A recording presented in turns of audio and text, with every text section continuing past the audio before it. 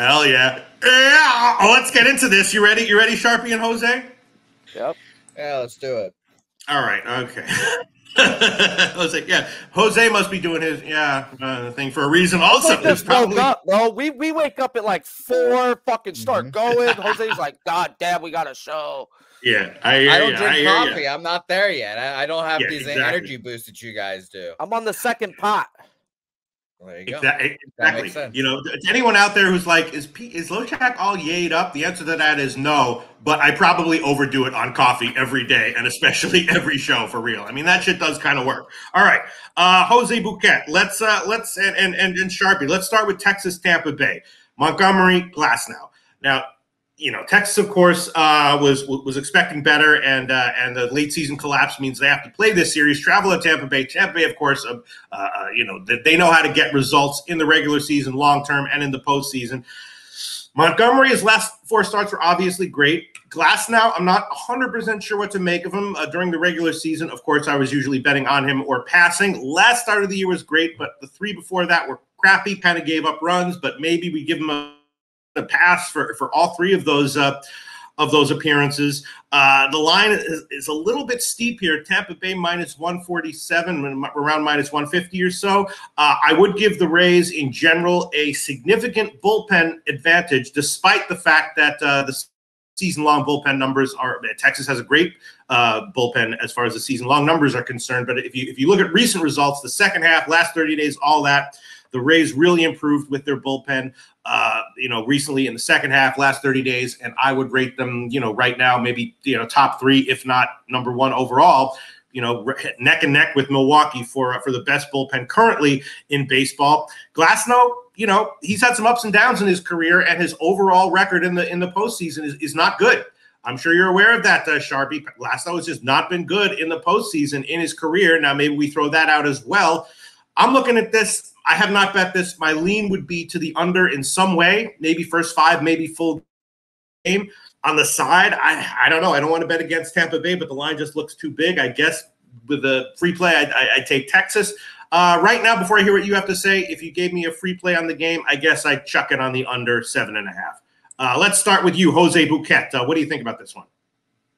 Yeah, I go back and forth. Obviously, everyone knows me as a prime Rangers hater because I thought they wouldn't make the playoffs. They sneak in the back door. Very funny that they lost the division in the last game as well. So pretty crazy as well that they have to play in Seattle. They lose that game. They have a depressing cross-country flight from Seattle to Tampa Bay as well. So at least Jordan Montgomery's on the bump, who everyone saw my reaction when they traded for him. I was really disappointed because I knew that he would be a difference maker kind of guy, and he has been. He's probably been their best pitcher in the second half.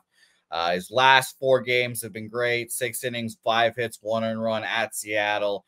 7 innings, 5 hits shut against Seattle at home. 7 innings, 5 hits, 1 earned run against the Red Sox. 7 innings, 4 hits shut against the Blue Jays as well. So those last 4 starts have been great. He's only faced Tampa Bay once in the last, couple of years. And that was when he was with New York. That was last year, 6 innings, 9 hits, 4 earned runs, 2 home runs there. He's 4-4 against Tampa Bay because obviously he's a Yankee and you saw him a bunch, but only saw him once in the last year. So I thought that was very interesting. And market-wise, people loving the Rangers here. Maybe it's the big plus money price. I kind of lean that way as well, but only 33% of the bets are on the Rangers, but 73% of the money are on the Rangers there. And totals wise, 59% of the bets and 41% of the money on the over. So slightly bigger bets on the under in this game, which makes sense to me. Postseason baseball usually leads to unders, obviously, but I was back and forth on the Rangers all day, honestly. I don't think I'm going to move on them. Maybe I'm being a little safe, but I lean Rangers here. And I'll say Marcus Semien, I expect him to have a nice day. He has great numbers against Tyler Glass now. 9 at-bats, 4 hits, 2 home runs, a triple and a double. So if I had gun to head, give me the Rangers, but I'm not moving on the game.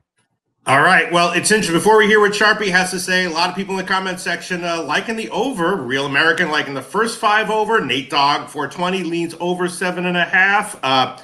Who else? Let's see. Some other. Everyone I've seen is leaning over here. Which full year maybe I would understand. just I have to think we're going to get the best of both of the starters, and then the bullpens come in. Thank the Lord, we have the one person I would like to ask personally about this game. Sharpie, what do you think here? I would be leaning under. The line seems a little bit big. What are we going to get from Glass now?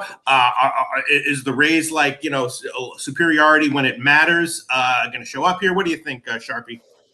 I think I started off when you first asked the first question, what do you think about playoff baseball? And can you have two better managers than fucking Bruce Bochy and Kevin Cash? I don't think you can, guys. So, I mean, you've got great managers going in.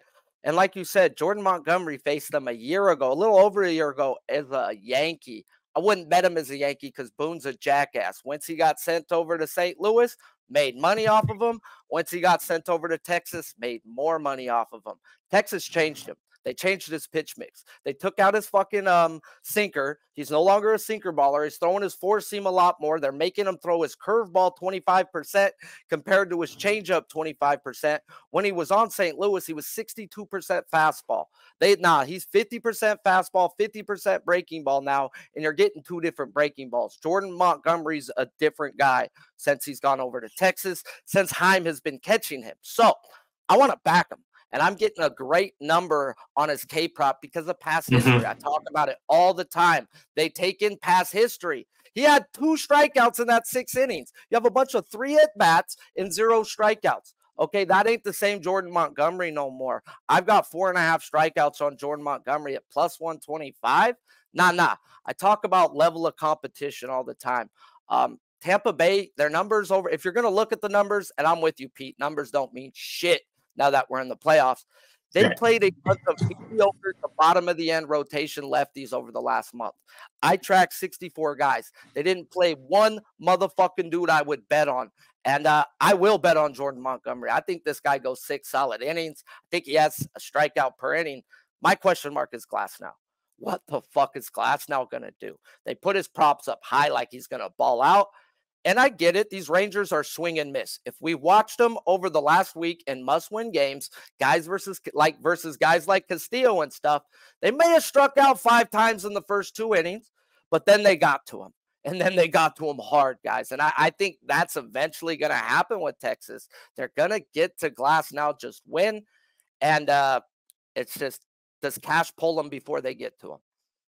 That's Wow. Yeah. I mean, I know that how long you expect a guy to go is a huge factor in your strikeout props. And, it feels like the playoffs. But yeah, I guess if Montgomery is pitching well, he's going to go. He'll go 6. And if he's pitching well, and if he gets hit or struggles, then it doesn't really matter. Even the regular season, that one wouldn't have hit. Jordan Montgomery over 4.5 strikeouts at plus money. Wow, I'm kind of liking that one. But here you go. Mally Mal says Jordan Montgomery is a fade. Uh-oh. Okay, that's one man's opinion. The guy if you think that went back-to-backs, 7 innings, 6 innings versus a team that was stroking it versus lefties in the Seattle Mariners is a bum. You just lost some money fading Jordan Montgomery the last few weeks. Right. Oh, he's been pitching great. North Ender says I'm with Pete, lean under. Stimmy OG says I'm under 7.5 in Texas. Now, if you think Montgomery's gonna get 4.5 strikeouts, that means he's gonna have a pretty good start and go kind of deep. That makes me think that the under is probably the way to go because I love the Rays bullpen right now. If Glasnow is struggling a little bit, they'll probably have a short leash on him, right? They'll probably hook him early, right? I mean, I think he's probably going to be okay. He's the only pitcher who doesn't have an outs prop, Pete. Right. So they don't know. They don't know what Cash is going to do here. And we all know Kevin Cash has a history of pulling pitchers early. Yes. So he might not let him see 3 times through the lineup. Yeah, Glasnow's their stud, but he's a fucking great manager, bro. He's if he sees an advantage, he's gonna go to it. All right, I'm gonna bet the under. This was great. Capping the Cappers, listening to what everyone has to say, and I'm gonna make it official. I'm just gonna use Pinnacle lines for myself in this show. Under 7.5 minus 107. I am gonna use the full game again because I like the bullpen, and maybe Glasnow will struggle a little bit, give up a few runs early, but then the under could still cash. So my official play on this one: under 7.5 minus 107. Sharpie likes Montgomery over 4.5 strikeouts. Pinnacle is plus 118 right now. If you're shopping around, you might be able to get a bit better than that. And Jose, you going to bet this game or no? No, I like the Rangers, but I'm passing. Okay, a lot of people in the comment section liking. Go ahead. Seemed to me too they were backing Jordan Montgomery with Perez or Heaney. Like they're going back-to-back lefties in these last few games with Montgomery. Right. So they're not going to that bullpen. They know how bad that bullpen is. Right. Yeah, and you think that might have happen again here? I think they're going to piggyback again with another starter, like Montgomery to another starter to their closer. Yeah. Yeah. All right. Well, I'm going to be on the under. Regis Austin likes the Rays money line. Definitely some disagreement here with the. And here we go. Coin says Circa has Montgomery over 4.5 at plus 115. Glass now outs at 16.5 is what people are saying. Wow, that's kind of a lot, right? I would think because even if he's pitching well, maybe they'll jerk him after 5 innings. What do you think? Third time through the lineup. That's third time through the lineup when you're at that part. So if they hit him once already, Cash won't let him see him again. So if he's already hummed them down twice, then yes, he's going to go. Cash is that manager who will not let him see the third time if they hit him one of those 2 times already. Yeah. I might be leaning under on that one, but Rocco Rogers likes Glasnow over 16.5 outs, and if that does happen, that means he's pitching well. That means the under is good again. So yeah, I'm taking the under, and I'm feeling kind of okay about it. Gifted Cartel says Montgomery's been Texas' best pitcher down the stretch. Yeah, he's been absolutely lights out in his last 4 starts or so.